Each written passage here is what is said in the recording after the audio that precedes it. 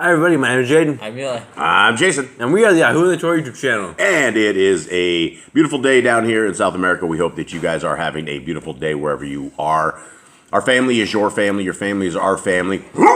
And that is Jericho, our dog, one of the 9 pitties that we have that is sitting there begging Eli for a bite to eat. And so this is another day of reading here, and Jade, will you please put your hand on the other dog and make sure he's not barking?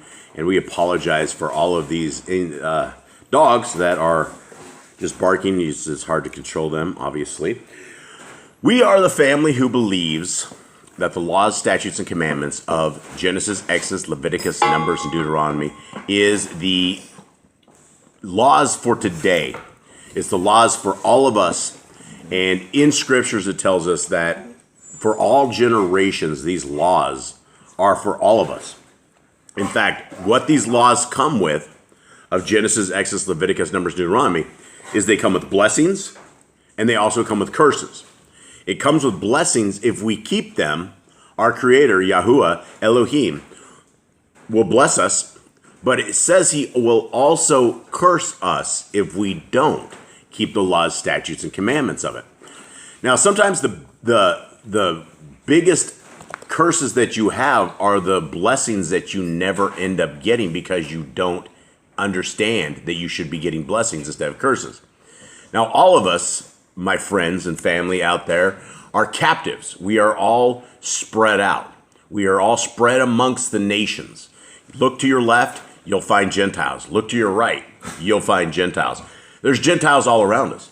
We are completely spread to the 4 corners of the earth, spread among the Gentiles, exactly as Scripture says we would be. Now, we are in the end days. We are in the end times. We are getting very close to when our Messiah, Jesus the Christ, Yahushua HaMashiach, his Hebrew name is Yahushua. That is our King. He is going to be coming back. He's going to be extracting all of us from the 4 corners of the earth, no matter where we are.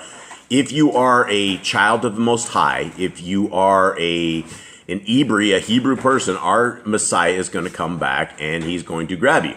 Now, as we go through the book of Hosea, and today we're on chapter 9, it is about past prophecy and it is also about future prophecy. Now, what we're talking about in Hosea 9 is we're talking about the 10 tribes of Yisrael, the 10 lost tribes of Yisrael right here that ended up in captivity in 721 BC.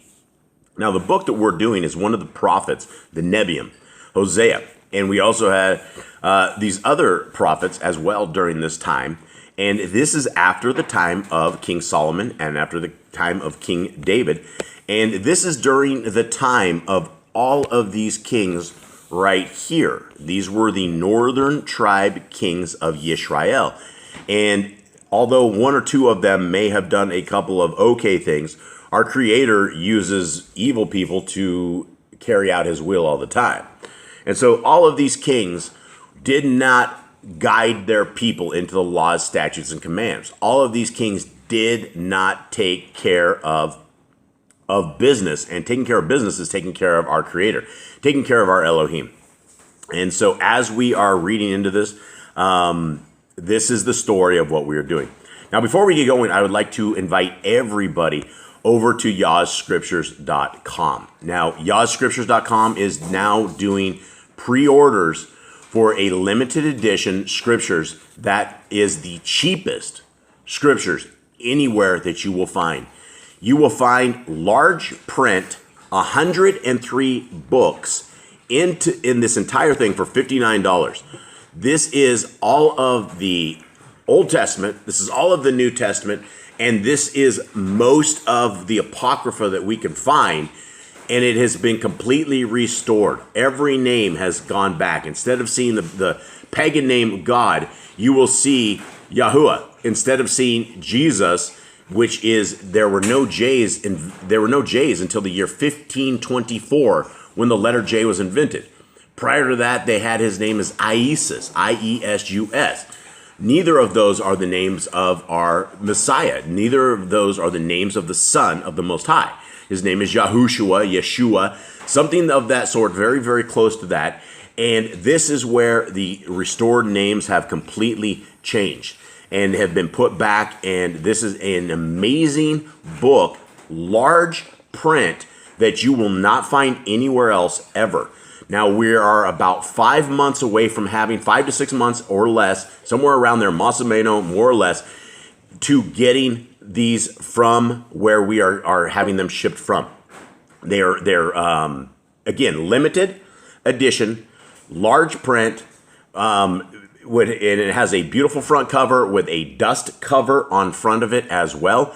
And it is it's available right now. And if you guys want to place your pre-orders, that would help us out tremendously to understand the need for this, to see if people are after this. And again, the Sefer charges $95 plus add-ons for something lesser than this. And the grifters, the Hallelujah Scriptures, the rip-off con artists that have been ripping off the world for a very long time, charge over $400 for scriptures lesser than this. And this is a bigger font, it's a bigger text, it's a better build, and it is available right now. So if you guys are looking for a gift or looking for to get this and get your name on this, we are taking the pre-orders for it right now. Please go right here. I will leave a link in the bottom. Gentlemen, how in the world are you guys doing? Good. How's everybody? Good. You guys surviving the week? Yeah. Yep. All right, you guys ready for dog baths today? I guess. Yep. Okay, and so we will be reading out of Yah Scriptures right now, and so we are heading over to Hosea 9. Okay, gentlemen, Yep. lock and load. Yep. Okay, 9. O Yisrael, do not rejoice with exultation like the peoples, for you have whored from your Elohim. You have loved a love fee at all threshing floors. Threshing floor and winepress shall not feed them, and new wine shall fail in her. They shall not dwell in the land of Yahuwah, but Ephraim shall return to Mitzrayim and eat uncleanness in Ashur.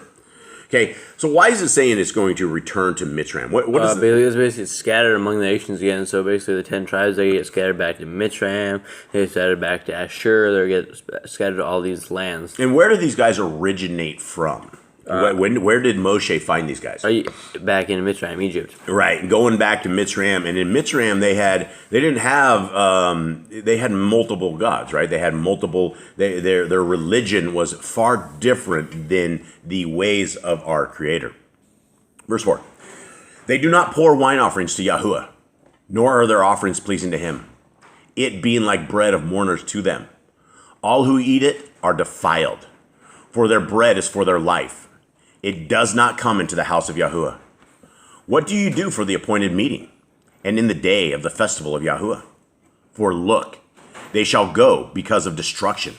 Mitzrayim gathers them up. Moth buries them. Nettles possess their valuables of silver. Thorns are in their tents. The days of punishment have come. The days of retribution have come.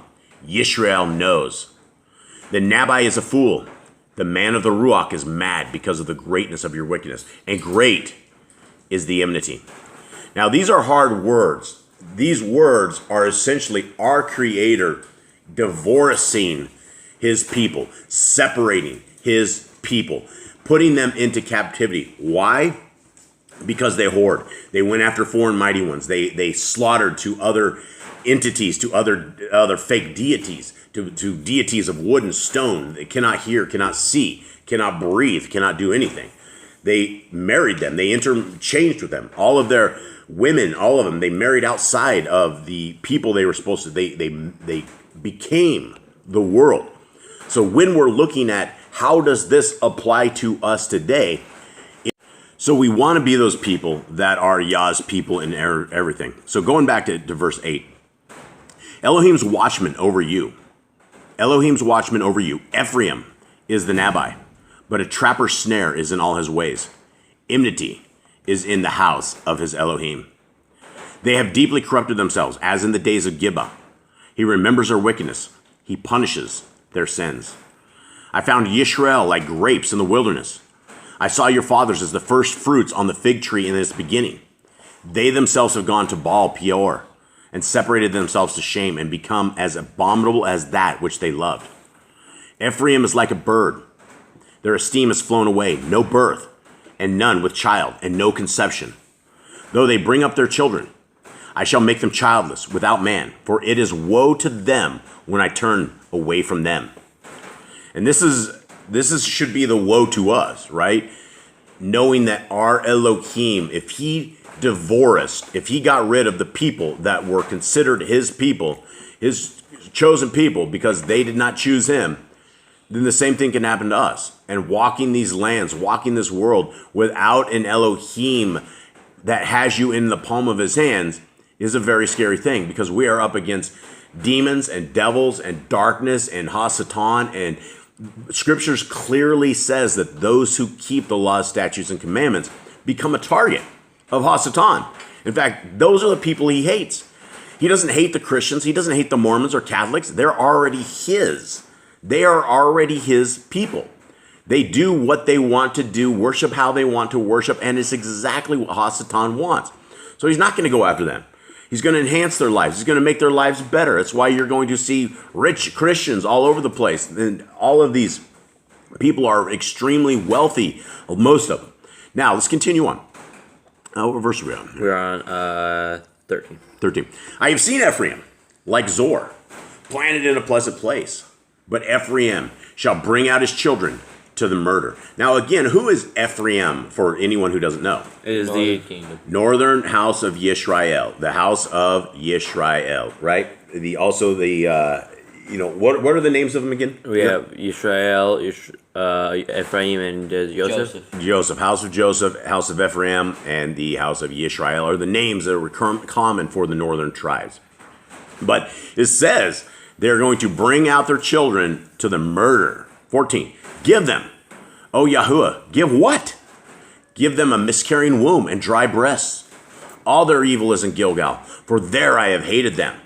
Because of the evil of their deeds, I drive them from my house. No more do I love them. All their rulers are rebels.